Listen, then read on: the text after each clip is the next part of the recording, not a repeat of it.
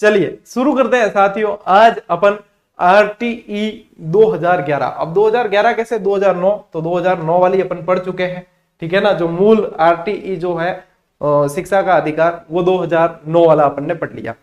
अब उसके अंदर जो है धारा 38 के अंदर ये प्रावधान कर दिया कि भाई राज्य जो है इसमें कुछ संशोधन कर सकते हैं। तो राजस्थान ने इसमें कुछ संशोधन करके फिर अपने यहाँ पे लागू कर दिया कि भाई मेरे तो यूं ए सिस्टम चाहिए, ठीक है। राजस्थान वाला के हमारे यहाँ पे जो है परिवेश के अनुसार ये चीजें चाहिए, तो क्या हाँ ठीक है कर दो संशोधन करके और उसको कर दिया लागू। तो करें अपन श्री गणेश, छोटा सा टॉपिक है, शॉर्ट एंड स्वीट, ज्यादा लोड लेने की आवश्यकता नहीं है, ठीक है ना।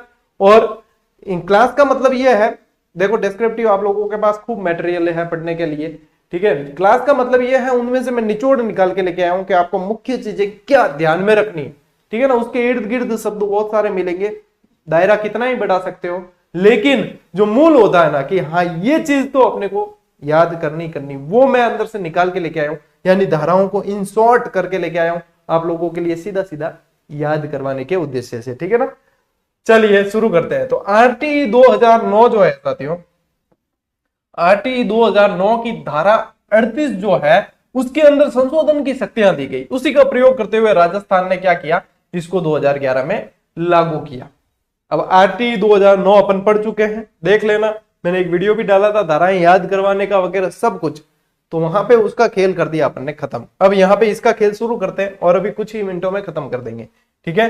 तो यहाँ पे एक तो अधिसूचना ध्यान रखना है, एक राजपत्र में प्रकाशन, एक लागू कब हुआ और इसके अध्याय और नियम, ठीक है। तो अधिसूचना और इनके अंदर साथियों आपको कुछ नहीं करना है, 29-30 गिनती चला देना, 29-30 और इसके बाद में आएगी तारीख 1, ठीक है। यहाँ पे क्या करोगे, 29 मार्च 2011 वाला पढ़ रहे हैं तो 2011 प्रकाशन राजपत्र में, गजट में, इसके एक दिन बाद में लिख देना कि 30 मार्च 2011, ठीक गुरुजी। लागू कब हो, लागू हो आप 1 अप्रैल 2011 चल रहा है तो 2011 ही दिमाग में रखना, ठीक है ना, क्योंकि अधिनियम का नाम ही इससे शुरू हो रहा है, तो 2011। अब 11 रखना है, लेकिन 11 से आ जाना है आपको 10 पे, एक कम पे आ जाना, ठीक है। यानी कि इसके अंदर जो साथियों अध्याय है वो है 10, इसके अंदर जो नियम है वो है 29, यानी कि जहां से शुरू किया वहीं पे वापस आ जाना, 29, ठीक है। बीच में 30 1 अप्रैल 2000, क्या वो क्यों तरीको गुरुजी, वही तरीको है अपार, तो भाई जो है यही है, ठीक है। तो क्या है, अधिसूचना कब जारी हुई, 29 मार्च 2011। प्रकाशन कब हुआ, गजट में 30 मार्च 2011। लागू कब हुआ, 1 अप्रैल 2011। अध्याय कितने, 10। धाराएं कितनी, यानी नियम कितने, नियम कोई धारा कह रही है, ठीक है ना। कहीं नियम लिखा मिलेगा, कहीं धारा, ठीक है। मेरे बोलने में मैं धारा ही बोलूंगा और धारा भी सही है, गलत नहीं है।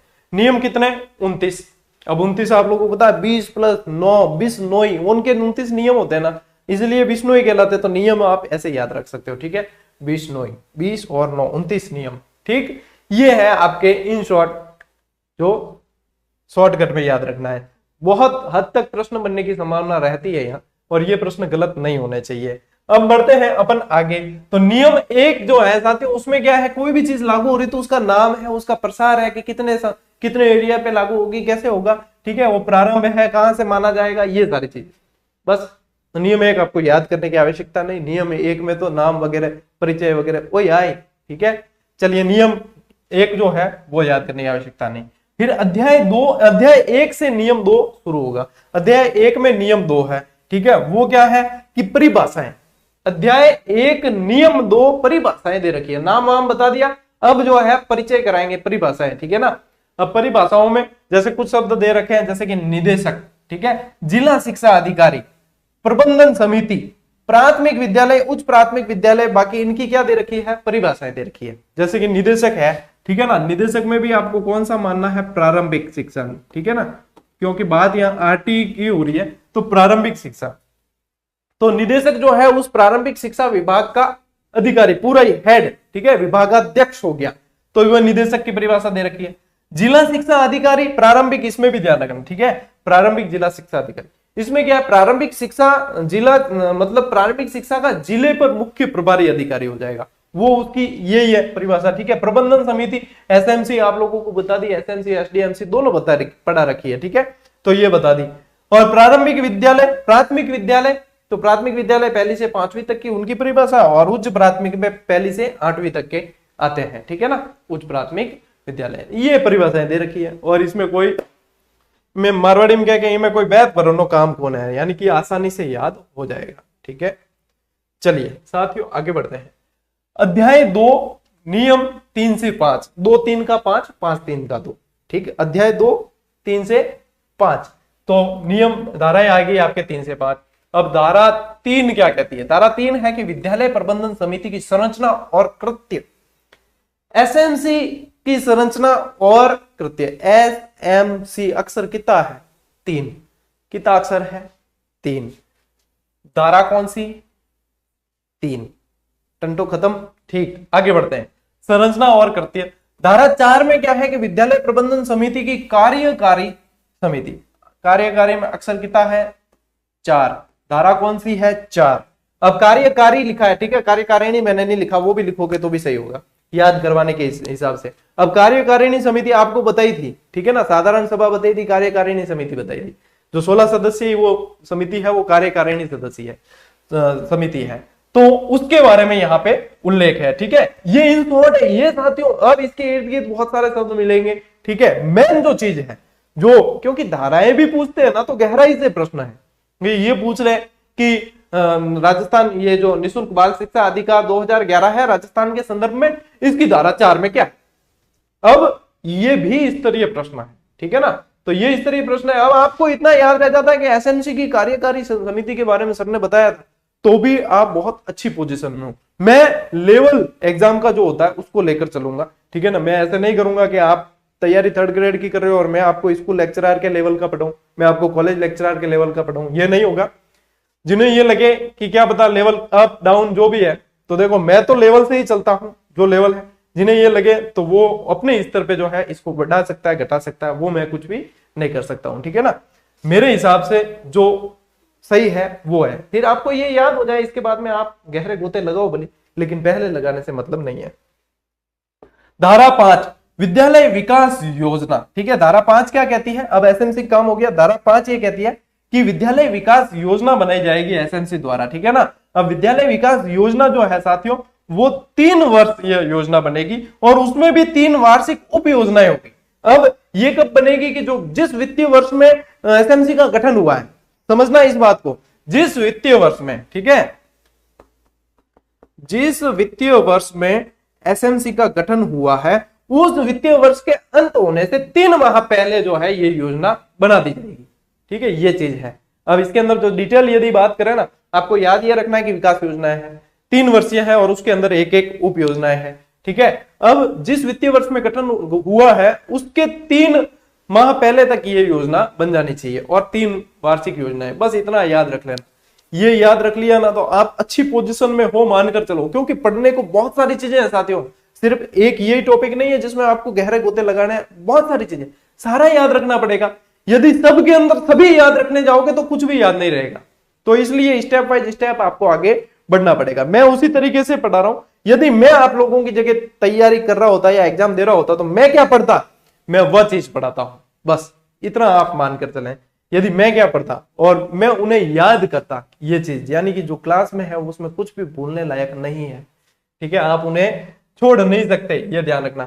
अध्याय 3 3 दूनी 6, धारा 6, और अध्याय 4 के अंदर 7 से 9, इसको थोड़ा सा सेपरेट कर देना, ये ठीक है ना। ये आपको ये देखो, ये है अध्याय 4 में 7 से 9 है, और अध्याय 3 में 3 दूनी 6 है।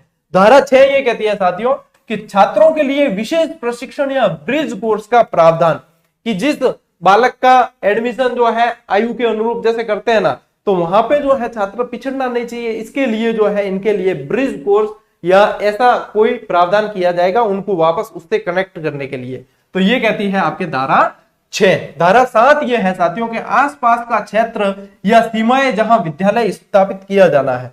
अब ये वही चीज है, दूरी, स्थान, स्थिति वगैरह देखकर, ठीक है। 1 से 5 तक जो है 1 से 1.5 किलोमीटर में विद्यालय होना चाहिए, और 6 से 8 वाला यानी कि यूपीएस जो है वो 2 से 2.5 किलोमीटर के अंतर्गत होना चाहिए, पैदल दूरी तय की जा सके, वो वाली चीज है। तो यहाँ पे धारा 7 के अंदर यही है, आसपास का क्षेत्र देखकर विद्यालय स्थापित किया जाना है। ये प्रावधान किसमें है? धारा 7 के अंदर है, ठीक है। धारा 8 क्या है साथियों? राज्य सरकार वह स्थानीय प्राधिकार के दायित्व है। अब यहां पे राज्य सरकार लिखा है मैंने, यहां पे है ना, यहां पे समुचित सरकार भी लिख सकते थे, ठीक है ना, समुचित सरकार भी लिख सकते थे। समुचित सरकार का मतलब राज्य सरकार या केंद्र सरकार से होता है, लेकिन यहां पे जो राज्य सरकार ही मैंने लिखा है उसका कारण है कि ये राजस्थान के संदर्भ में पढ़ रहे हैं अपन, है ना, ये अलग से संशोधन करके लागू किया गया है, तो यहाँ पे राज्य सरकार पढ़ेंगे।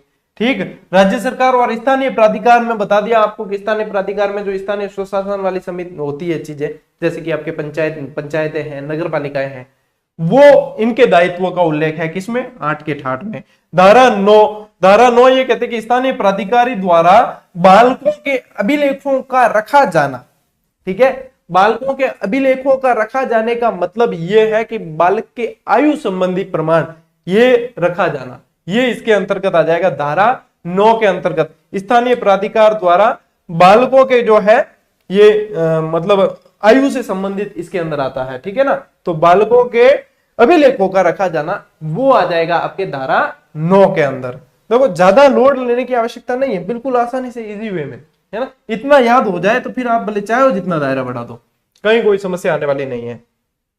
अब देखो धारा 10 यह है कि दुर्बल वर्ग के बच्चे, अध्याय 5 में आ जाएगी 10 से 15 तक, ठीक है, तो बहुत आसान है याद करना, 5, 10, 15 यही है, देखो याद हो जाएगी, ठीक है। अध्याय 5 पढ़ रहे हो, अब उसमें धारा याद करनी है 5, 10, 15, 5, 10, 15, 20 ऐसे पढ़ते भी तो हो ना, 5, 10, 15 बस इतना याद करना है।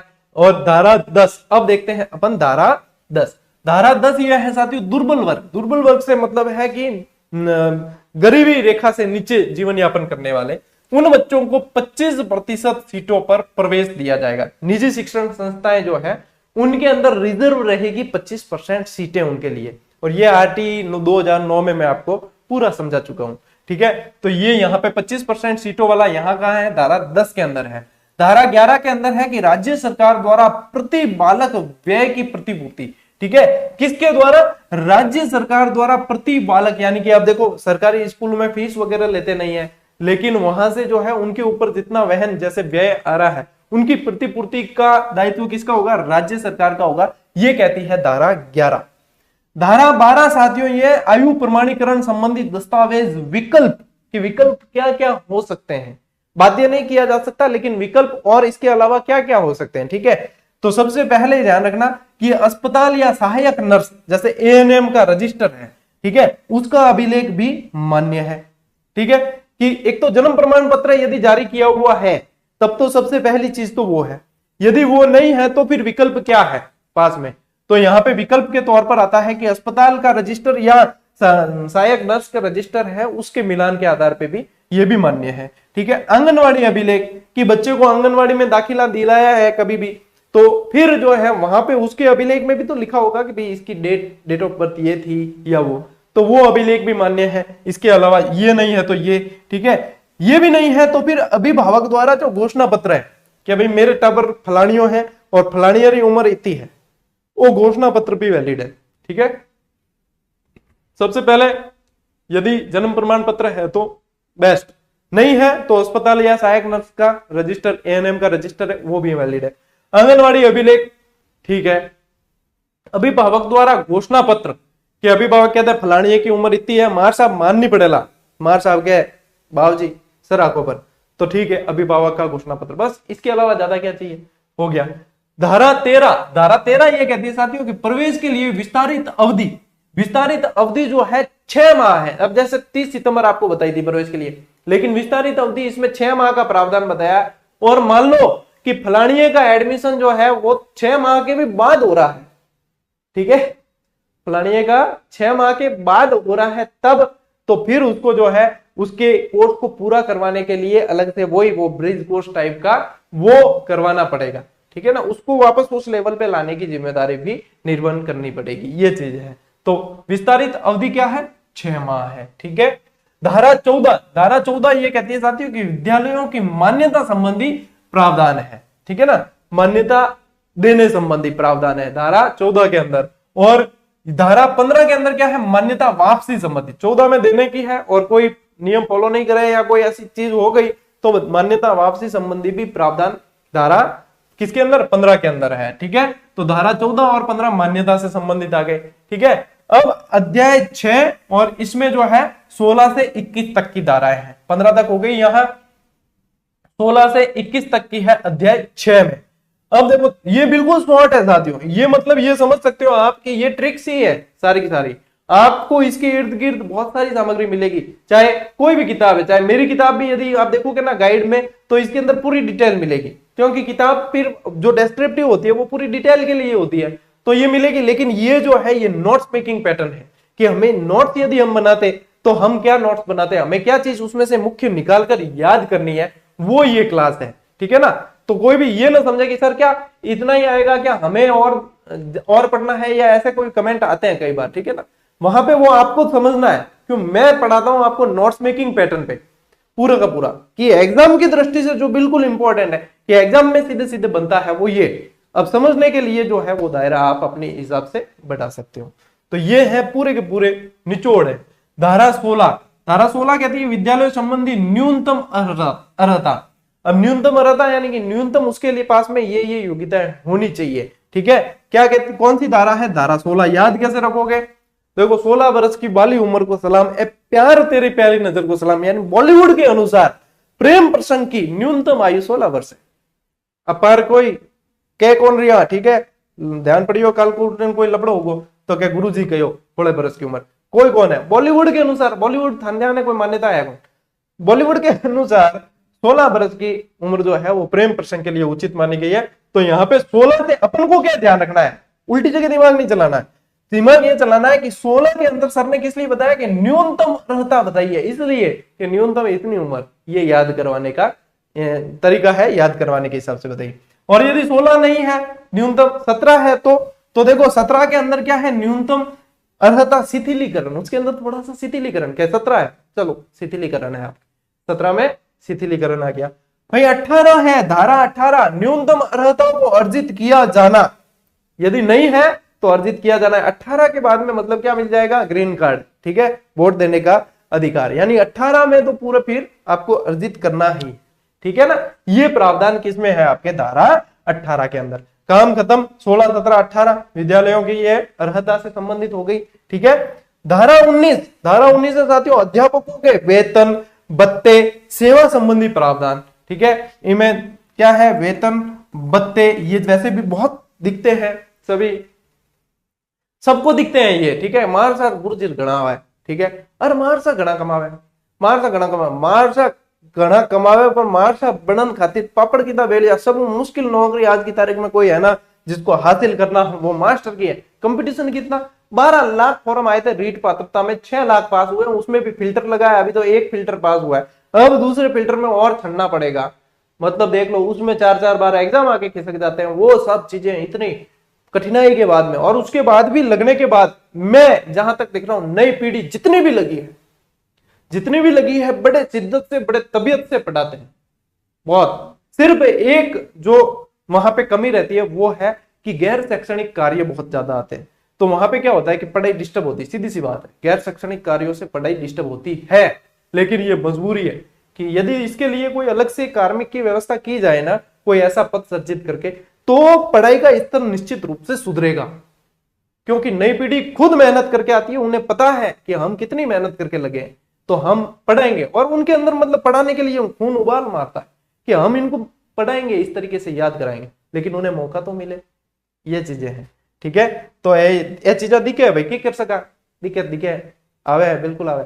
ठीक, धारा 19 अध्यापकों के वेतन, और चलिए ठीक है ना, हम डीए और बढ़ गो है तो 50,000 हाथ में आए, ठीक है, हर महीने हम देख लो थे थाने नगर लागणो है 50,000 रुपए महीने के कट कटा के यदि हासिल करने, 2 साल तो प्रोबेशन चलेगा, उसके बाद में तो दिल लगा के शिद्दत से तैयारी करनी है। ये भी एक तरह का क्या मोटिवेशन है, पुनर्बलन है ये भी, कि ये भाई साहब अपने तो ये करनी नहीं। कल एक जनो कहो था ध्यान है कल लाइव क्लास में कि गुरुजी थे पुस्तक रो प्रचार करो, बिल्कुल जब उस पुस्तक को लिखने के लिए कितनी मेहनत की है, तो बिल्कुल करेंगे, और करें किसकी, प्रचार किसी दूसरे का थोड़ी कर रहे हैं। मैंने लिखी मेरी पुस्तक विद्यार्थियों को बता रहा हूं, बस हम कोई दूसरे थोड़ी बताओगे प्रचार, कोई पैया थोड़ी ला प्रचार करना।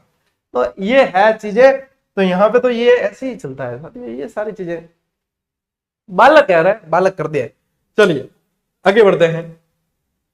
धारा 20 अध्यापकों के कृत्य, ठीक है, कर्तव्य। अध्यापकों के क्या क्या कर्तव्य होने चाहिए। सैलरी की बात आ गई, भैया आप सैलरी इतनी लेते हो तो आपके कर्तव्य क्या क्या है वो भी बताएं। अगली धारा में तुरंत बताया, भाई इन्हें पहला वाले में बताया कि आपने वेतन भत्ता वगैरह इतना होगी। अब आपका कर्तव्य क्या है, आपका कर्तव्य ये है, ठीक है ना। अब इसके अंदर सारे कर्तव्य है, लेकिन आपको याद क्या रखना है कि इसके इस धारा के अंदर आपके क्या है, कर्तव्य है। धारा 21 के अंदर छात्र शिक्षक अनुपात है। धारा 21 में क्या है, छात्र शिक्षक अनुपात, ठीक है ना। यहां पे आ गया छात्र शिक्षक। अब पहली से 5वीं और छठी से 8वीं और ये आरटी में अपन ने देखा है। अब आते हैं अध्याय 7 पे। अब 7 देखो, 7 में क्या है, धारा 22 और 23 है। धारा 22 में शैक्षणिक प्राधिकारी द्वारा पाठ्यचर्या निर्माण संबंधी, यहाँ पे ध्यान देने लायक शब्द है ये, ठीक है ना। अब ये शैक्षणिक प्राधिकारी वगैरह याद नहीं रहे तो भी टेंशन की बात नहीं है, आपको याद रखना है कि 22 में क्या है, पाठ्यचर्या निर्माण संबंधी प्रावधान। ये चीज मेन ध्यान रखनी है। अब उसे एनसीईआरटी बनाती है, उसे कौन बनाती है, ये चीजें हो गई डिटेल, ठीक है, डिटेल। लेकिन डिटेल की तरफ तब बढ़ोगे जब आपके पास में आपको पहले ये याद होगा कि धारा 22 में है क्या वो याद आएगा, तब आगे बढ़ोगे। तो धारा 22 में याद रखना है पाठ्यचर्या निर्माण संबंधी, ठीक है। धारा 23 के अंदर क्या है, प्रारंभिक शिक्षा पूर्णता का प्रमाण पत्र 1 माह के भीतर के, भाई एग्जाम हुआ उसके 1 माह के भीतर संस्था प्रदान द्वारा जारी करना। अब प्रारंभिक शिक्षा पूर्णता का आपके दिमाग में ये चीज आएगी कि सर प्रमाण पत्र तो जो है वो तो आगे से विभाग के द्वारा आता है, आजकल तो ऑनलाइन वाला सिस्टम हो गया, तो संस्था प्रदान कैसे जारी करेगा, साइन किसके होंगे, प्रिंट निकाल के संस्था प्रदान को उसे सत्यापित करके साइन करके देने पड़ते हैं। तो यानी कि वो जारी फिर कौन करेगा, उस विद्यालय का संस्था प्रदान उसे जारी करेगा, प्रधानाध्यापक जारी करेगा। तो धारा 23 के अंतर्गत यह है। अध्याय 8 और अध्याय 8 में है 24 और 25। धारा 24 है साथियों की अध्यापकों की शिकायत निवारण, ठीक है। अध्यापकों की कोई शिकायत है उसका निवारण यहां पे धारा 24 के अंदर, और अभिभावकों की कोई शिकायत है तो उसका निवारण जो है वो धारा 25 के अंदर है, ठीक है ना। अभिभावकों की कोई शिकायत है तो अभिभावकों की शिकायत सबसे पहले किसके पास आएगी, एसएमसी के पास आएगी। यदि एसएमसी उसे नहीं सुलझा पाती है तो एसएमसी के परिवार चले जाएंगे फिर सीबीओ के पास, सीबीओ से फिर जाते हैं जिला शिक्षा अधिकारी के पास। तो ये जो है अभिभावकों की शिकायतों से संबंधित है। धारा 24 अध्यापकों की शिकायतों से संबंधित है। अध्याय 9, ठीक है, अध्याय 9 में साथियों धारा 26 से 28 तक है, ठीक है। धारा 26 है कि इसमें क्या है, राज्य बाल अधिकार संरक्षण, अपने सलाहकार आयोग वगैरह ये सारी चीजें हैं अब इसमें। तो राज्य बाल अधिकार संरक्षण आयोग के कृत्यों का निर्वहन ये है धारा 26 के अंदर। धारा 27 के अंदर है साथियों राज्य बाल अधिकार संरक्षण आयोग के समक्ष परिवाद प्रस्तुत करना। यदि कोई शिकायत है, परिवाद प्रस्तुत करना और उसका तरीका है, वो किसके अंदर है, परिवाद प्रस्तुत किस तरीके से करना है वो किसके अंदर है, वो पूरी नियमावली है आपके धारा 27 के अंदर। यहाँ पे क्या है, इस आयोग के कृत्यों का निर्वहन, कि ये कैसे कृत्यों का निर्वहन करेगा उसके बारे में प्रावधान। यहाँ पे कि परिवाद को प्रस्तुत कैसे करना है इसके बारे में प्रावधान। धारा 28 में क्या है, राज्य सलाहकार परिषद का गठन और कृत्य, यानी कि राज्य सलाहकार परिषद का कार्य क्या है, सलाह देना है। तो यहाँ पे वो सलाह देने के उसके जो कार्य है वो बताए गए धारा 28 के अंदर। और धारा 29 के अंदर साथियों है नियमों संबंधी शंकाओं का निवारण करना। यदि नियमों से संबंधित कोई शंकाएं हैं तो उनका जो है सॉल्यूशन करना, वापस से उनका क्या करना, निवारण करना, ये है आपके इसके अंदर। अब मैं एक बार आपको है ना, एक विद्यार्थी का कमेंट आया था कि सर लास्ट में जो है रिकॉल कर दिया करें। मैं चाहे जवाब दे पाऊं किसी के कमेंट के या नहीं दे पाऊं, लेकिन मैं जितना मुझे समय मिल जाता है मैं कमेंट पढ़ने की कोशिश करता हूं कि विद्यार्थियों की और क्या इसमें कहीं प्रॉब्लम आ रही है, ठीक है। अब देखो जो कंफ्यूजन के शिकार हैं उनका कुछ नहीं किया जा सकता, क्योंकि मतलब बाजार में किताबें इतनी है, मैटर इतना है कि यहाँ पे ये आ गया वहां पे वो आ गया, तो कंफ्यूजन तो सिर्फ आपका आप खुद ही दूर कर सकते हो। मेरे अनुसार जो सही है वो मैंने पढ़ा दिया, किसी और के अनुसार, क्योंकि इतिहासकारों में भी मतभेद होता है, कई सारे सोर्सेज में मतभेद होता है, तो कंफ्यूजन जो 2% मैटर पे कंफ्यूजन रहता है वो दूर कोई नहीं कर सकता, वो तो आपका आप ही कर सकते हो, ठीक है। तो वहां पे तो कोई बताने की आवश्यकता ही नहीं है। अब कोई क्या धारा सर 39 है, मेरे पढ़ी है 38, तो मैंने 38 बताई। अब यदि कोई आपके 39 ध्यान में तो आप 39 मान लो, आप जिससे संतुष्ट हो वो मानो ना। मैंने 38 पढ़ी है, मैंने तो कई प्रश्न एग्जाम में बने, उनमें 38 मानी है और उसी को आधार मान के मैं चलता हूं, ठीक है ना। और मैंने 39 पढ़ी नहीं, मैं 39 पढ़ाऊंगा नहीं, ये वाली बातें हैं। तो यहाँ पे अब जो है रिकॉल अपन करते हैं कि अपन ने शुरू किया 2011, ठीक है, अधिनियम आरटीई की धारा 38 के अनुसार संशोधन का जो प्रावधान दिया उसके अनुसार ये पूरा एक्ट लागू किया गया। अब इसमें जो अधिसूचना है वो 29, प्रकाशन 30 और 1 अप्रैल, इस तरीके से याद किया अपन ने। अधिसूचना 29 मार्च 2011, प्रकाशन 30 मार्च और 1 अप्रैल। अध्याय 10 नियम 29, बिश्नोई से मैंने आपको नियम याद करवा दिए, 20 + 9 29, ठीक है।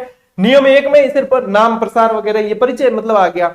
नियम 2 में क्या आई, परिभाषाएं आई, निदेशक की आई, जिला शिक्षा अधिकारी की आई, ठीक है ना, प्राथमिक स्कूल, उच्च प्राथमिक। देखो कितना मतलब याद आपको ऑटोमेटिक हो रहा है, मेरे करने का कुछ काम ही नहीं है, अपने आप हो रहा है, ठीक है। करते हो तुम कन्हैया, मेरा नाम हो रहा है, सब आपकी कृपा से मेरा काम हो रहा है। धारा 3 विद्यालय प्रबंधन समिति, 3 यानी कि SMC, देखो 1 2 3, 3 अक्षर यानी SMC आपको याद करवाई, संरचना और कृत्य। 4 अक्षर में आपको 1 2 3 4 कार्यकारी समिति याद करवाई। 5 धारा 5 में विद्यालय विकास योजना बनानी है जो 3 वर्षीय बनेगी और उसमें एक एक उप योजना। चलिए धारा 6 में आपको याद करवाया कि छात्रों के लिए विशेष प्रशिक्षण या ब्रिज कोर्स की आवश्यकता, जिसे कोई बाद में आया है तो उसे आयु के अनुसार एडमिशन दिया, उसे बीच वापस लेवल में लाने के लिए। धारा 7 में साथियों आसपास का क्षेत्र और सीमाएं देखकर विद्यालय स्थापित करने की प्रावधान है। धारा 8 में जो है समुचित सरकार या राज्य सरकार और स्थानीय प्राधिकार के दायित्व बताए गए। धारा 9 में स्थानीय प्राधिकारी द्वारा बालक के अभिलेखों का संधारण, ठीक है, अभिलेखों का रखा जाना, ये बताया है। आते हैं तीसरी स्लाइड पर। तीसरी स्लाइड में क्या चीज आई है, अपने अध्याय 5, 5, 10, 15 इस तरीके से आपको याद रखना है धाराएं। धारा 10 में जो है 25% जो दुर्बल वर्ग है उनको आरटी के तहत जैसे एडमिशन देते हैं निजी स्कूल में, वो चीज है। धारा 11 में क्या है, राज्य सरकार द्वारा बालक के व्यय संबंधी चीजें हैं। धारा 12 में क्या है, आयु प्रमाणीकरण संबंधी दस्तावेज है और उनमें भी सबसे पहले तो आपको बता दिया कि भाई जन्म प्रमाण पत्र है तो ठीक है, नहीं तो हॉस्पिटल को रजिस्टर, ANM को रजिस्टर, या बस आंगनबाड़ी अभिलेख, या बस किम भी कौन है तो फलानी रे फादर है, फलानी रे पापा है, लिखे अंदर ज्ञान फलानी रे उम्र है। चलिए धारा 13 के अंदर साथियों 6 माह जो है विस्तारित अवधि है और इसके बाद में कोई आता है तो उसे लेवल पे लाने का काम किया जाएगा। धारा 14 के अंदर क्या है, मान्यता है, देने का प्रावधान, 15 में लेने का, ठीक है, 14 15 लेन देन है, ठीक है, पहले देने का है फिर लेने का है। धारा 6 में 16 से 21 तक है और बॉलीवुड के अनुसार न्यूनतम उम्र प्रेम प्रसंग की आपको बताइए, न्यूनतम अर्हता जो है वो 16 वर्ष है, यानी कि 16 में आपको न्यूनतम अर्हता याद रखनी है विद्यालय संबंधी, 17 में थोड़ा सा शिथिलीकरण है और 18 में तो भाई आपको हासिल करनी है। 19 के अंदर अध्यापकों के वेतन भत्ते जो सबको दिखते हैं, ठीक है, अब वेतन भत्ते दिखे हैं तो फिर बाद में आपके आ गया धारा 20 के अंदर वेतन भत्ते दिखे तो क्या कर्तव्य बता दिए। 21 में आपको छात्र शिक्षक अनुपात बता दिया। अध्याय आ गया 7, धारा 22 से 23। धारा 22 ये कहती है कि शैक्षणिक प्राधिकार की पाठ्यचर्या, यानी कि 22 के अंदर आपको याद रखना है पाठ्यचर्या। 23 के अंदर आपको याद रखना है कि जो प्रमाण पत्र है एग्जाम दे दिया उसके बाद 1 माह के भीतर जो है संस्था प्रदान जारी करेगी। 8 के अंदर क्या है, शिकायतें हैं। अध्याय 8 के अंदर क्या है, शिकायतें हैं। अब धारा 24 और 25 पहले में अध्यापकों की फिर अभिभावकों की शिकायतें। अध्याय 9 के अंदर क्या है, 26 से 28 तक है, ठीक है। 26 में क्या है, राज्य बाल अधिकार संरक्षण आयोग के कृत्य है, कृत्यों का निर्वहन। और 27 के अंदर है यदि कोई परिवाद प्रस्तुत करते हैं तो उसका तरीका। धारा 28 के अंदर है राज्य सलाहकार परिषद के गठन और कृत्य दोनों। और 29 के अंदर है नियमों में कोई शंका हो निवारण हो गया। चलिए साथियों, आज का जो टॉपिक है अपना वो है राजस्थान के मान्यता प्राप्त निजी विद्यालयों में निःशुल्क प्रवेश, यानी कि आरटीई के तहत जो प्रवेश दिए जाते हैं, ठीक है। आरटीई के तहत अपन ने पढ़े हैं 2009 अपने जो है अधिनियम 2009 के अंतर्गत भी पढ़ा और राजस्थान के संदर्भ में अधिनियम अपने 2011 के अंतर्गत भी पढ़ा। तो आरटीई के तहत जो कुछ प्रावधान के तहत दिया जाता है तो इसको थोड़ा सा डिटेल में पढ़ना है, कहने का मतलब। अब प्रश्न कैसे बनते हैं, क्या पूछा जाता है, वो सारी चीजें मैं इसमें बताने वाला हूं। चलिए शुरू करते हैं साथियों इस टॉपिक को। आरटीई 2009 के अंतर्गत साथियों यदि देखा जाए, अपन तुलनात्मक चल रहे हैं, ठीक है, कि आरटीई 2009 निःशुल्क एवं बाल शिक्षा का अधिकार 2009 के तहत यदि पूछे तो वो भारत के संदर्भ में हो जाता है। 2009 के तहत पूछे तो धारा 12 क और उसमें भी ग के अंतर्गत ये प्रावधान है कि आरटीई के तहत 25% बालकों को निःशुल्क अपने क्या करना है, एडमिशन देना है, प्रवेश देना है निःशुल्क। किसमें? निजी संस्थाओं में। और वो कौन से होते हैं? दुर्बल बालक, अभावग्रस्त बालक, असुविधाग्रस्त बालक, वो होते हैं सारे। ठीक है, तो ये एक तो मोस्ट इंपॉर्टेंट प्रश्न है वो ये यहीं से आएगा। ठीक है ना, आपके कि ये पूछ सकते हैं कि आरटी 2009 के तहत किसके अंतर्गत जो है, किस धारा के अंतर्गत निःशुल्क प्रवेश की बात है। तो 12 के और ग, ठीक है, 12 एक और ग, ये ध्यान रखना। ठीक, यदि यही चीज 2011 के संदर्भ में यानी कि राजस्थान के संदर्भ में पूछे कि राजस्थान में देखो आरटी की धारा 38 के उसको काम में लेकर कुछ संशोधन करके इसको लागू किया गया, तो ये 2011 के नाम से जाना गया। तो यहां पे जो है साथियों, यहां पे यदि पूछते हैं आपको तो कुछ भी नहीं करना, 11 से 1 कम कर लेना और 10 याद रखना। ठीक है, यहाँ पे क्या करना है, 10 याद रखना है, नियम 10 के तहत। और यहाँ पे है ना आरटी 2009 जब मैंने पढ़ाया था आपको बताया था कि 12 दूना 24 नहीं, अपने करना है 25, ये बताया था। और इस तरीके से आपको याद हो रहा है। और यहाँ पे क्या करना है, यहाँ पे 11 से 1 कम करना है तो 10। तो मोस्ट जो संभावना रहेगी प्रश्न बनने की वो यहां से ज्यादा रहेगी। या तो राजस्थान के संदर्भ में धारा पूछ सकते हैं या ये पूछ सकते हैं। अब जो एडमिशन जो होते हैं वो कितने प्रतिशत सीटों पर होते हैं? 25%। ये सामान्य प्रश्न है, ये सभी के सही होगा यदि बनता है तो, ठीक है ना। लेकिन ये गलत करने वाले सीधे पिछड़ेंगे। तो ये 25% तो आपको कहीं कोई इसके बारे में डाउट रखना ही नहीं है। ठीक है, फिर बात करते हैं कि जो निःशुल्क प्रवेश होंगे तो बालकों के जो शिक्षा पर जो खर्च होता है उसका जो है वहन कौन करेगा, जो व्यय होता है उसका वहन कौन करेगा? फीस पुनर्भरण। तो ये अपन ने जब 2011 वाला अधिनियम पढ़ा उसके अंदर बहुत अच्छी तरीके से पढ़ा है। तो ये जो फीस पुनर्भरण है साथियों, यदि इसके अंदर बात करें आरटी 2009 में तो धारा 12(2) के अंदर इसका प्रावधान है कि सरकार द्वारा ये वहन किया जाएगा। ठीक है, किसके द्वारा? और सरकार में भी यदि पूछे राज्य सरकार द्वारा। ठीक है ना, राज्य सरकार द्वारा ये वहन किया जाता है। और 11 के अंदर जो है नियम 11 के अंदर ही ये इसका उल्लेख है। तो 2000 राजस्थान के संदर्भ में नियम 11 के अंदर है कि इसे वहन कौन करेगी? सरकार करेगी। और यहाँ पे अपने जो है 2009 वाली है आरटी 2009, उसमें 12(2) के अंतर्गत ये है। तो ये कुल मिला के ये जो स्लाइड है ना, ये दिख रहा सिंपल है, ये जो है मैं निचोड़ निकाल के लाया हूं आप लोगों के लिए, जो प्रश्न सीधे बनते हैं। ये दिख रहा सिंपल है लेकिन ये बहुत ज्यादा इंपॉर्टेंट है। ठीक है ना, ये पूरी स्लाइड बहुत ज्यादा इंपॉर्टेंट है। तो इसमें अपन ने क्या समझा है कि सबसे पहले प्रवेश जो देंगे 25% वो किसके अंतर्गत देंगे? तो 2009 के धारा आरटी 2009 के अंतर्गत धारा 12(1) में, और 2011 में 1 कम करके 10 याद रखना है। 25% सीटों पे एडमिशन देना है। व्यय जो होगा वो उसका पुनर्भरण राज्य सरकार करेगी। इसमें 12(2) कहते हैं और इसमें 11 के अंतर्गत ये प्रावधान है। ठीक है, कहीं कोई समस्या है क्या? कहीं भी नहीं होगी।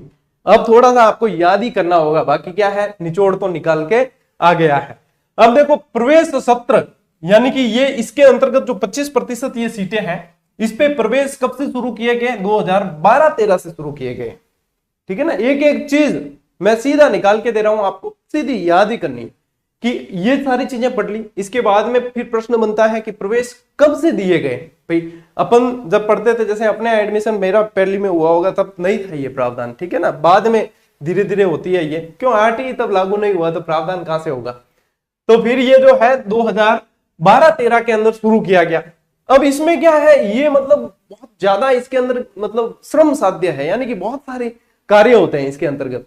अब इतने कार्य हैं तो वो सारे कैसे किया जाए, तो इसको ऑनलाइन करने की सोची कि ये जो है प्रवेश फॉर्म है वो भी ऑनलाइन भर जाए और ऑनलाइन ही सारी सूचना आ जाए। स्कूल वाले भी ऑनलाइन एक साइट पे चढ़ा दे, पोर्टल पे, वहां से देख ले, फिर लॉटरी सिस्टम से चयन हो जाए, फिर जो आपके जैसे प्रक्रिया होती है ना उस तरीके से, तो काफी आसानी हो जाएगी। तो फिर क्या किया कि कुशल मॉनिटरिंग हेतु सत्र 2013-14 से कार्य ऑनलाइन करने का निर्णय लिया गया। अब देखो प्रवेश देने का कार्य 2012-13 में, जब 12-13 में शुरू किया तो इनको परेशानी आई काफी सारी, तो फिर 13-14 से क्या कर दिया कि ऑनलाइन वाला काम दे दिया। ये इस तरीके से याद, स्टेप बाय स्टेप आगे बढ़ना है। ठीक है ना, अब ऑनलाइन दे दिया। अब ऑनलाइन दिया तो भैया ऑनलाइन करे कौन? भाई कोई ना कोई कंपनी तो होनी चाहिए जो ऑनलाइन संभाल सके। जाने थे जीजीडी ऐप माथे प्रैक्टिस करो। ठीक है, अब प्रैक्टिस करो तो मैं जीजीडी ऐप कोई तो कोई टेक्निकल कोई हुई बंदा जिन्हों बनाई, तो इसलिए जो है इसका मतलब पोर्टल तैयार कौन करे, तो इसका कार्य दिया गया एनआईसी को।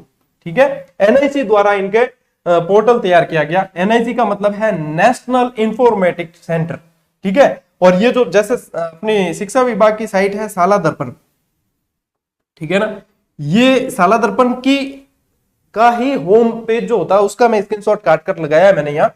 तो एनआईसी की यहाँ पे आप फुल फॉर्म भी देख सकते हो, नेशनल इंफॉर्मेटिक सेंटर, याद कर लेना, अच्छी चीज है। और शाला दर्पण की जो मतलब साइट बनी हुई है, जो पोर्टल बना हुआ है, वो भी एनआईसी के द्वारा ही संचालित है, ठीक है ना, ये पूरी इंफॉर्मेशन इसकी है।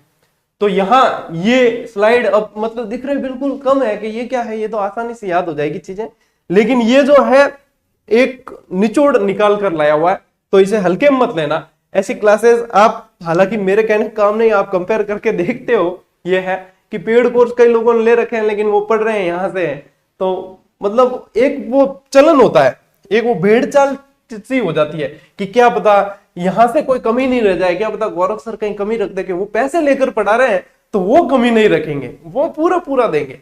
तो वहां पे पैसे देने के बाद भी कई लोगों का जी दुख रहा है, वो आते हैं मैं कभी कभार फेसबुक खोल के देख लेता हूँ ना, तो वहां पे किसी ने कोई कोर्स ले रखे होते हैं पेड, वो आधी रेट में बेचते फिर रहे कि मैंने फलानी कोचिंग का कोर्स लिया, आधी रेट में किसी की चाहिए तो ले लो। कोई तो मतलब पुस्तकें ले आते, ग्रंथ ले आए जैसे कोई, और उसको भी आधी रेट में बेच रहे, वहां नीलामी बोलियां चल रही है मैं कहता हूं कोई भी चीज निर्णय लेने से पहले 2 बार 4 बार सोचो, उसको ऊपर समय दो, उसको परख करो उसकी, उसके बाद में उसके साथ में जाओ ना। जब हड़बड़ाहट में और फोड़ाफोड़ी गोड़ा फोड़ो ही क्यों, बस बाद में ध्यान पड़ा कि आ चीज तो यार गड़बड़ होगी। अब मैं आपको वन लाइनर के लिए इंतजार करवा रहा हूँ, ठीक है। अब कई जना मतलब कई पड़ गया चक्रा में, और बिंग बाद में भी हाफ रेट में बेचता फिर रहा। ऐसी चीज के लिए आप जल्दबाजी जब करेंगे तो यही चीजें होंगी। मैं भी जल्दबाजी इसलिए नहीं करता हूं कि आपको फिर बाद में कहीं कोई किसी का मुंह नहीं देखना पड़े। इंतजार कर रहे हैं तो निश्चित रूप से कोई अच्छी चीज ही मिलेगी, फिर आपको आधी रेट में बेचने की नौबत आने वाली नहीं है चलिए साथियों, बात करते हैं प्रवेश प्रक्रिया की, ठीक है ना। आधी रेट वाली आजकल खेल खूब चल रही है। प्रवेश प्रक्रिया कैसे होगी, देखो प्रवेश जो है एंट्री लेवल कक्षा पर होगी। अब एंट्री लेवल में मान लो कोई स्कूल नर्सरी हुआ है, तो क्या नर्सरी में प्रवेश दे कि नहीं होगा, नर्सरी में भी नहीं है, कोई यूकेजी एलकेजी में भी प्रवेश नहीं होगा एंट्री लेवल पे, लेकिन प्रवेश पहली कक्षा में ही दिया जाएगा। आरटीई के तहत नर्सरी में आप चाहो कि 25% में एडमिशन हो तो नहीं होगा, एंट्री लेवल पे होगा, लेकिन कक्षा प्रथम में ही होगा, और 25% सीटों पर दुर्बल वर्ग और बालकों की निःशुल्क प्रवेश है। अब देखना समझना अब कि कक्षा 1 में ही आरटीई द्वारा प्रवेश की बाध्यता है, ये मोस्ट इंपॉर्टेंट है कि कक्षा पहली के अंदर ही आरटीई के तहत एडमिशन होगा। अब थे बढ़ जाए कोई प्राइवेट स्कूल वालों बापड़ो है जिद करे नहीं मैं पढ़िए आरटीई पढ़िए, आरटीई के तहत आपको एंट्री लेवल पे देनी है, नर्सरी में देनी पड़ेगी, वो नहीं दे, ठीक है ना, वहां जिद मत करना। तो यहाँ पे देखो PP5 PP3 PP4 इस तरीके चलता है, जैसे PP3, ठीक है ना, PP4 ये प्री प्राइमरी 3 वर्ष आयु, ठीक है, 3 वर्ष और इससे ज्यादा, PP यानी प्री प्राइमरी और 4 वर्ष आयु PP5, ठीक है, 5+। तो PP प्री प्राइमरी में एज 5+ हो तो बालकों के क्रमोन्नत होने के बाद केवल से सीटों पर प्रवेश दिया जाएगा। इस चीज को समझना, इस चीज को नहीं समझाना तो ये लाइन कोई मतलब नहीं है, ठीक है ना, आपको लिखी हुई ऐसे कि ऐसे मिलेगी और रटना पड़ेगा। इसको समझो कि आजकल देखो प्ले ग्रुप चलते हैं जैसे, ठीक है ना, प्ले ग्रुप में ही एडमिशन ले लेते हैं, नर्सरी में ले लेते हैं, ये सारी। अब उसके बाद में किसी बच्चे का एडमिशन करवा दिया, नर्सरी कक्षा में करवाया है, वो नर्सरी से फिर जैसे एलकेजी यूकेजी और फिर फर्स्ट में आया, तो वहां पे क्या होगा कि फर्स्ट में जब वो क्रमोन्नत होकर आया, यानी कि आगे पास होकर फिर क्रमोन्नत होकर वो फर्स्ट में पहुंचा है। अब ऐसे में पहले तो क्या है कि 25% पे एडमिशन देना है, ये प्रावधान था, लेकिन 2022-23 में थोड़ा सा संशोधन किया है। वो संशोधन ये है कि क्रमोन्नत होके बच्चे जो आए हैं ना भाई पहली कक्षा के अंदर, किसके अंदर, पहली कक्षा में जो क्रमोन्नत होके आए, उसके बाद जो शेष सीटें बचेगी ना, उस शेष सीटों पे, अब मान लो शेष 25% बची नहीं, तो जो शेष सीटें बचेगी ना उन पर आरटीई के नियम लागू होंगे, उसके अनुसार फिर प्रवेश दिया जाएगा, ठीक है ना। इसमें रोस्टर लगते हैं, फिर रोस्टर के आधार पे फिर प्रवेश दिए जाते हैं। तो कहने का मतलब क्या है, PP5+ यानी कि 5+ एज में वो क्रमोन्नत होकर बच्चा आया है, पहले से पढ़ रहा है, क्रमोन्नत होकर आया है, तो फिर बाद में वो जैसे पहली कक्षा में जैसे सीटें थी 40, ठीक है, सीटें पहली कक्षा में निर्धारित थी 40, अब 40 में से मान लो कि अपने आ गए 32 बच्चे आ गए क्रमोन्नत होकर। अब पीछे बची 8 सीटें, 8 ही बची ना, तो क्रमोन्नत होकर इतने तो आ गए। अब 8 सीटें जो है उसके अंदर जो है आरटीई के अनुसार एडमिशन दी जाएगा। अब यानी कि ये नहीं है कि जो क्रमोन्नत होके आए 40 सीटें थी, क्रमोन्नत होके आए तो उसमें से जैसे 10 सीटों पर एडमिशन देना है तो क्या 32 है तो 2 जनों को इनको निकालो, ऐसा नहीं होगा। जो शेष सीटें बची है उन पर दिया जाएगा। ये कहने का मतलब है, इस लाइन का मतलब ये है, समझ गए? ठीक है। लॉटरी अनुसार वरीयता को प्राथमिकता दी जाएगी। अब लॉटरी सिस्टम होगा, एक केंद्रीकृत लॉटरी सिस्टम होता है। अब डायरेक्ट जैसे सीटें बची 8, ठीक है, पीछे 8 सीटें बची, अब एडमिशन देना है। अब आवेदन आ गए ज्यादा तो किसको दिया जाए कि मैंने पहले फॉर्म भरा तो मेरे को पहले दो, ऐसे नहीं होगा। तो यहाँ पे जो है रैंडम यानी कि आप जैसे आप जीजीडी टेस्ट सीरीज पे अभ्यास करते हो, ठीक है, तो वहां पे जो है आपको काफी सारे क्वेश्चन जो है बार बार टेस्ट खोलते हो तो क्रम बदला हुआ मिलता है, सीक्वेंस बदली हुई मिलती है, वो होता है रैंडम तरीके से बदलता है, ठीक है ना। कौन सा कब पहले आएगा किसी को पता नहीं है, रैंडम फॉर्मूला चलता है वहां, ठीक है। ऑप्शन भी चेंज होते हैं, हर बार खोलने पर जैसे चेंज होगा तो नयापन जैसे लगता है उसके अंदर, ठीक है। इन बीच में मैं पढ़ाता थोड़ी ऐड भी कर दी, चलो की नहीं, ठीक है। अब देखो इसमें क्या है, ये भी रैंडम सिस्टम है, लॉटरी में भी रैंडम सिस्टम है, पहले आए वो पहले पाओ वाली बात नहीं है। फिर वो जो है एनआईसी द्वारा ही लॉटरी आयोजित करवाई जाती है, ऑनलाइन होती है सब चीजें, ठीक है। उसमें से फिर जो है रैंडम सिस्टम के अनुसार जो आता है उसको वरीयता दी जाती है, वरीयता सूची जारी होती है पहले। प्रवेश सीधी ये प्रवेश नहीं, वरीयता सूची के भाई इसका पहले होगा इसका बाद में होगा, इस अनुसार, ठीक है ना, ये रहता है सिस्टम। पात्रता, अब बात करें पात्रता की कि आरटीई के तहत जो 25% एडमिशन करने हैं उसमें पात्र कौन कौन है, ठीक है। तो पात्र होने के लिए देखो, बालक निजी विद्यालय के परिक्षेत्र में निवास करने वाला होना चाहिए। परिक्षेत्र का मतलब है कैचमेंट एरिया, यानी कि जहां पे विद्यालय है उसके आसपास नगरीय क्षेत्र या ग्रामीण क्षेत्र जिसमें भी लगता है वो विद्यालय, उसके वहां का निवासी होना चाहिए, वहां रहने वाले होने चाहिए। अब जैसे पता चला कि जैसे मैं सुमेरपुर रह रहा हूं, ठीक है, और मैं मेरे किसी बच्ची या बच्चे का जैसे एडमिशन करवाना चाहूं, ठीक है, उदाहरण के तौर पे समझना, और मैं यहाँ पे सुमेरपुर में जैसे हो ही नहीं रहा, मैंने 2-4 फॉर्म लगा दिए, सुमेरपुर में जैसे नहीं आने का नंबर आने का चांस नहीं है, तो मैं बाद में और कहीं पाली से लगा दूं, कहीं आसपास से लगा दूं।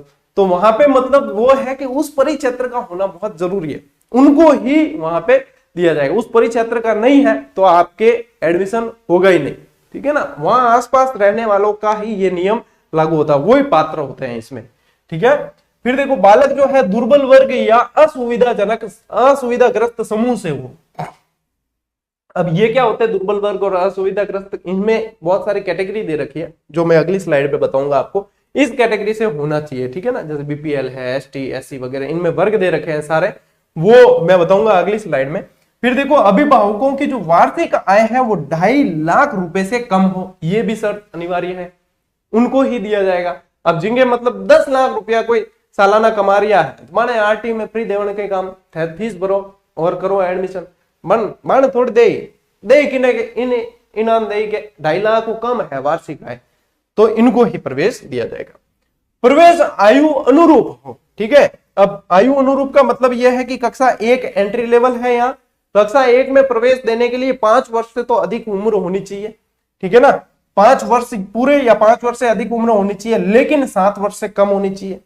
यूं नहीं है कि 10 साल के बच्चा थे को के पहली क्लास में एडमिशन दो, नहीं, 7 वर्ष से कम, 5 वर्ष या 5 वर्ष से अधिक होनी चाहिए, यह है पात्रता के लिए शर्तें हैं। अब देखो, असुविधाग्रस्त समूह क्या होता है वो समझना। इसमें कौन कौन सी कैटेगरी शामिल है कि एक तो एसटी आ जाएंगे आपके, एससी आ जाएंगे, ये शामिल है। अनाथ, इनके बालक के बालक आगे जोड़ देना शब्द, ठीक है ना, बालक बालिका ये भी जोड़ देना, ठीक है। अनाथ कोई है बालक तो वो आ जाएंगे, ठीक है। एचआईवी या कैंसर प्रभावित कोई बालक या उन माता पिता के संतान है तो वो आ जाएंगे इसके अंदर। युद्ध विधवा के बालक, युद्ध में कोई विधवा हुई है तो उसके बच्चे जो हैं वो इसमें पात्र है। निःशक्त बालक है वो पात्र है।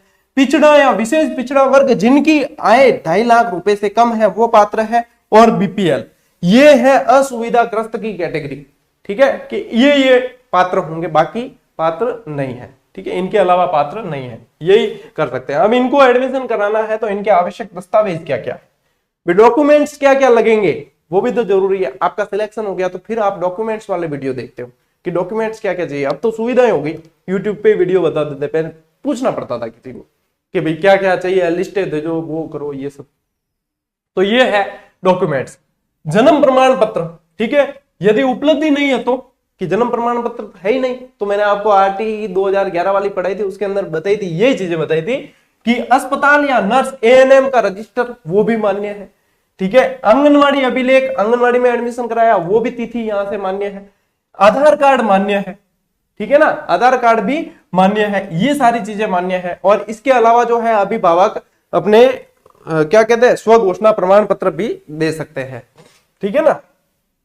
फिर देखो निवास प्रमाण पत्र, और क्या चाहिए, निवास प्रमाण पत्र चाहिए। अब निवास प्रमाण पत्र में जैसे मूल निवास आ गया आपके, ठीक है, आधार कार्ड आ गया, वोटर कार्ड आ गया, ये भी मानते हैं, वोटर कार्ड को भी माना है, वोटर आईडी जो होती है उसको माना है। लाइट और पानी के बिल भी मान्य है, लेकिन 6 महीने से ज्यादा पुराने नहीं होने चाहिए। ये सारी चीजें इसमें बताई गई है कि ये जो है पात्र, मतलब निवास प्रमाण पत्र के अंदर ये भी चाहिए, तो निवास प्रमाण पत्र भी जरूरी है। अब देखो प्रक्रिया और आगे क्या रहती है कि अभिभावक जो है www.rajpsp.nic.in से पोर्टल पे आवेदन कर सकते हैं, ठीक है। अब आवेदन कहां से होगा, वो यहां से होगा, इस पोर्टल से। अब एनआईसी को देखो ठेका दिया है बनाने का, तो एनआईसी ने ये पोर्टल जारी कर दिया, ये वेबसाइट के, इस वेबसाइट पे पूरी अब प्रक्रिया पूरी अंदर जो कौन से डॉक्यूमेंट चढ़ेंगे क्या है, जैसे आप भर्ती के फॉर्म भरते हो उसी तरीके से इनके भी फॉर्म भरे जाते हैं, वरीयता के आधार पे वहां पे भी स्कूल चयनित करनी पड़ती है, सारी चीजें। तो ये इस तरीके से चलेगा। Rajasthan private school app, Android app है, प्ले स्टोर से डाउनलोड करते हैं, तो राजस्थान प्राइवेट स्कूल ऐप से भी यह आवेदन किया जा सकता है। सुविधा सारी की सारी है, सब सुविधाएं हैं। और ये किसमें, मान्यता प्राप्त जो विद्यालय हैं उनके अंदर ही है, ठीक है। और मान्यता किसमें मिलेगी, किसमें निरस्त होगी, ये सारी चीजें मैं पढ़ा चुका हूं, क्योंकि आरटी पूरा अपन पढ़ के आए हैं, फिर इस कक्षा तक पहुंचे हैं, ठीक है ना। तो जो नए विद्यार्थी हैं वो पिछली क्लासेस देख लें, और क्लासेस की जो पीडीएफ है वो टेलीग्राम समूह पे उपलब्ध करवाई जाती है, जहां लगभग 90,000 विद्यार्थी ऑलरेडी जुड़े हुए हैं। और ये पीडीएफ जो है लगभग आपको रात के समय मिलती है हर क्लास की। और उसके अलावा भी आप सिर्फ पीडीएफ के भरोसे नहीं रहे, क्योंकि कंटेंट तो भरा पड़ा है चारों तरफ, आपको समझना जरूरी है, याद रखना जरूरी है। तो क्लास देखें, उसके बाद में आप नोट्स बनाने के लिए उन पीडीएफ का उपयोग कर सकते हैं, क्योंकि मुझे जो है बार बार आपको स्क्रीनशॉट लेने का जो समय देना होता है सॉरी, वो याद नहीं आता कि स्क्रीनशॉट लेना है, फ्लो में निकल जाता है, याद ही नहीं आता, ठीक है ना। अब देखो प्रक्रिया में विभिन्न और ध्यान दिए जाने वाली बातें इन शॉर्ट में आपको बता रहा हूं, क्योंकि अपन नोट्स मेकिंग पैटर्न पे चल रहे हैं। मैं पूरी चीजें वो ऐसे नहीं बताऊंगा आपको, क्योंकि अपने समय बचाना है, और समय बचाकर संपूर्णता की ओर बढ़ना है, ठीक है ना। चलिए, और ध्यान देने लायक बातें क्या है कि चयन जो है केंद्रीकृत लॉटरी प्रक्रिया के जरिए एनआईसी द्वारा होगा, ठीक है, एनआईसी करेगा। अब एनआईसी पोर्टल उनके द्वारा संचालित है, तो वो इसको संचालित करवाएंगे, ठीक है ना, राज्य सरकार के निर्देशों पर। तो उनके द्वारा होगा केंद्रीकृत लॉटरी प्रक्रिया द्वारा, एक निश्चित प्रक्रिया द्वारा।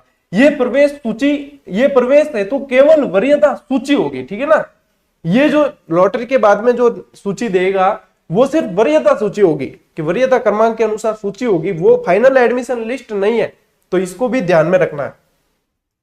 प्रवेश रोस्टर प्रक्रिया के आधार पर होगा, जैसे आपके भी जैसे भर्तियों में रोस्टर लगता है, उसी तरीके से यहाँ पे भी रोस्टर प्रक्रिया के आधार पर होगा कि भाई इतनी सीटें निर्धारित है, उसमें से इतनी सीटों पर देना है। अब जैसे 40 का मानक फिक्स कर दिया, ठीक है, 40 के मानक के अनुसार नहीं है, कम ही है, सीटें कम है, तो उसमें से फिर जो है डिवाइड करके 25% इनकी, और ऐसे इस तरीके से रोस्टर लगता है, ठीक है ना। अब जितनी सीटें पीछे बची उस तरीके से रोस्टर लग के फिर वहां पे दिया जाता है। तो आपको ये मुख्य जो बातें याद रखनी है वो चीजें ये है, प्रश्न जो बनते हैं वो यहां से बनते हैं, ठीक है।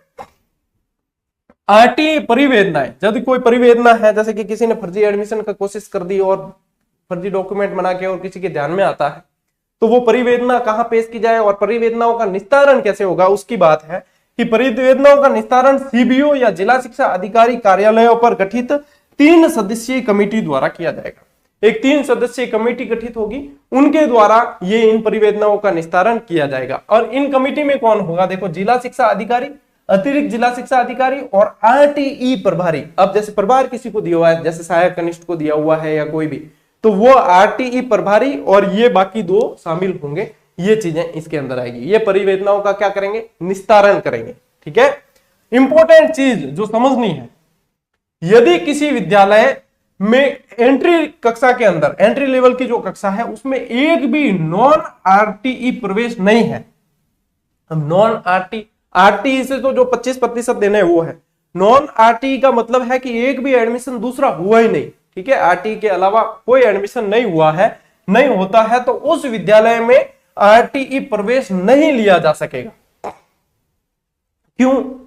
क्योंकि आरटीई के नियम ये कहते हैं कि जितने कुल सीटें हैं ना उनकी 25% सीटों पर एडमिशन देने हैं, लेकिन दूसरी जो एडमिशन हुए ही नहीं है तो वो 25% कैसे हुए, फिर वो तो जो पैसे पूरे 100% हो जाएंगे, जितने आरटीई के तहत ही एडमिशन हुए हैं वो 100% हो जाएंगे। तो जहां पे एक भी एडमिशन नहीं हुआ है वहां नॉन आरटीई, तो वहां पर प्रवेश नहीं लिया जा सकेगा। ये इंपॉर्टेंट है, और ये कूट मिलान वाले जो प्रश्न आते हैं उनके अंदर आने की पूरी संभावना मुझे लगती है। ठीक है ना, इनको हल्के में मत लेना, बहुत बढ़िया टॉपिक है और प्रश्न बहुत बढ़िया बनते हैं, और जिस तरीके से बनते हैं उस तरीके से मैंने आपको सारी चीजें बताई है इसके अंदर। अब आपको बताई नहीं, समझाई और याद करवाई है, अब आपको भुनाना है, और भुनाने के लिए आप लोगों को शैक्षिक परिदृश्य की पूरी टेस्ट सीरीज टॉपिक वाइज जितने प्रश्न जिस तरीके से बनते हैं सारी मात्र 51 रुपए के अंदर 51 की 3 दी है, जिसमें आपके पूरा ही ये सिलेबस, यानी कि आपका जो ये राजस्थान से संबंधित और सारा है, राजस्थान सामान्य ज्ञान है, भूगोल, इतिहास, कला, संस्कृति, आरटीई वगैरह सब 51 की 3 टेस्ट सीरीज दी गई है, और तीनों के अंदर कंप्लीट टॉपिक विद सारे प्रश्नों के साथ में सब कुछ दिया गया है। प्रैक्टिस करें, अभ्यास जरूरी है, तो आप लोगों के लिए एक प्लेटफॉर्म उपलब्ध है कि आप एक अच्छे लेवल पे और बिल्कुल नाम मात्र के शुल्क में अभ्यास कर सकते हैं। तो जीजीडी ऐप पर है, ये बता दूं, प्ले स्टोर से डाउनलोड करके आप अभ्यास कर सकते हो। ठीक है ना, तो ये टॉपिक जैसे पढ़ते हो उसके बाद में अभ्यास जरूर कर लेना चाहिए, ये कहने का उद्देश्य है। जिला शिक्षा अधिकारी सत्यापन दलों को भी का भी गठन करेंगे। ठीक है ना, अब जिला शिक्षा अधिकारी जो है इनका भौतिक सत्यापन भी होगा। अब जैसे वहां पे डॉक्यूमेंट लगा दिए कई अभिभावकों ने सारे, तो उसके बाद में जो है इनका जैसे आयु संबंधी प्रमाण पत्र है, ठीक है, अब आयु संबंधी प्रमाण पत्र में विकल्प दिए हैं, लेकिन वो जब भौतिक सत्यापन होगा ना उससे पहले जन्म प्रमाण पत्र बनवा लेना जरूरी है, ये भी एक प्रावधान है।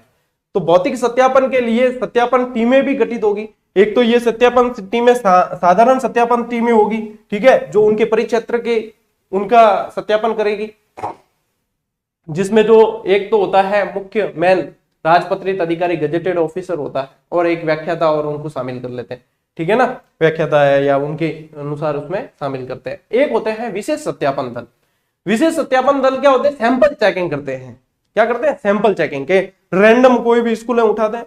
अब जैसे कोई भी अधिकारी जैसे विद्यालय में आ गया तो वो कोई चीज चेक करनी है, बच्चों का होमवर्क चेक करना है या कोई भी करना है, ठीक है, तो वहां पे क्या होगा, हर एक बच्चे की नहीं की जाती है कि वो बैठ कर दो है पूरे 6 घंटे चेक करें, ऐसा नहीं होगा।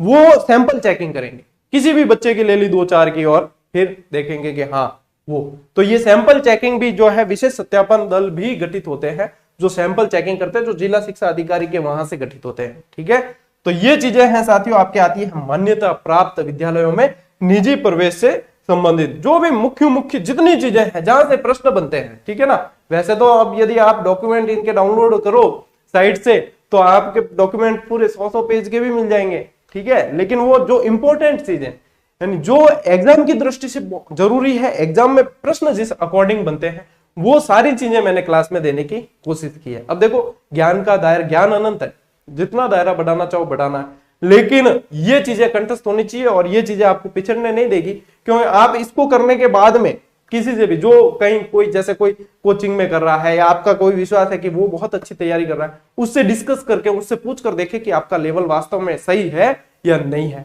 और मैं विश्वास के साथ कह सकता हूं कि आप अपने आप को उससे बेहतर पाओगे जब ये चीजें पढ़ो। क्यों, ज्यादा भ्रम में माया जाल में फंसने की आवश्यकता नहीं है, यहाँ पे स्मार्ट स्टडी की आवश्यकता है। जो इसे समझते हैं वो अच्छी तरीके से समझ पाएंगे, और ये चीजें जब कवर हो जाती है ना, बहुत अच्छी पोजीशन में आप हो, उसके बाद में आप दायरा बढ़ाने की सोच सकते हो। जब तक यही याद नहीं है, आप समझ जाओ कि आपको इससे आगे दायरा नहीं बढ़ाना है, ये चीजें याद हो गई, फिर आप दायरा बढ़ाने की सोचो कि इतना मुझे बिल्कुल कंठस्थ है, मैं बिल्कुल बहुत अच्छी पोजीशन में आ चुका हूं या आ चुकी हूं, उसके बाद में आप जितना मर्जी उतना दायरा बढ़ा दीजिए, कोई मना करने वाला नहीं है। लेकिन ये अनिवार्य है। ठीक है ना, ये जरूर कर लेना, प्रश्न बहुत बनेंगे। चलिए साथियों, मिलते हैं अगली क्लास में, अगले वीडियो में। तब तक के लिए राम राम, जय हिंद।